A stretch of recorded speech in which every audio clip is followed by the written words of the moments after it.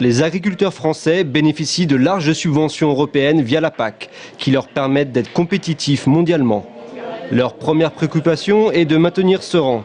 Dans les prochaines années, la PAC verra effectivement son modèle évoluer. Entre nouvelles politiques environnementales européennes et les intérêts productivistes, quelle voie choisir? Si on va vers un verdissement un peu plus important des aides, comment on y va?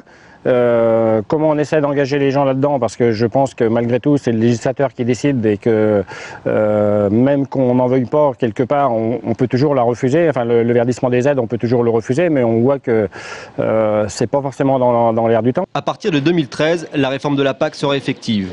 Elle vise notamment à réduire les aides qui bénéficient encore largement aux agriculteurs français qui en perçoivent à eux seuls 20%.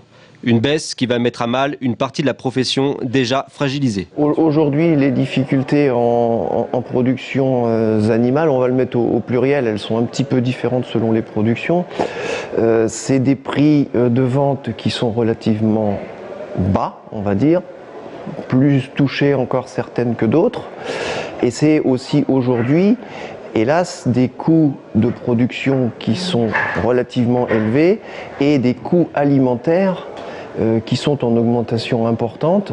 La crainte majeure du monde agricole est de voir la politique protectionniste de la PAC s'effriter. Il faudra donc attendre que la Commission européenne rende sa copie fin 2012.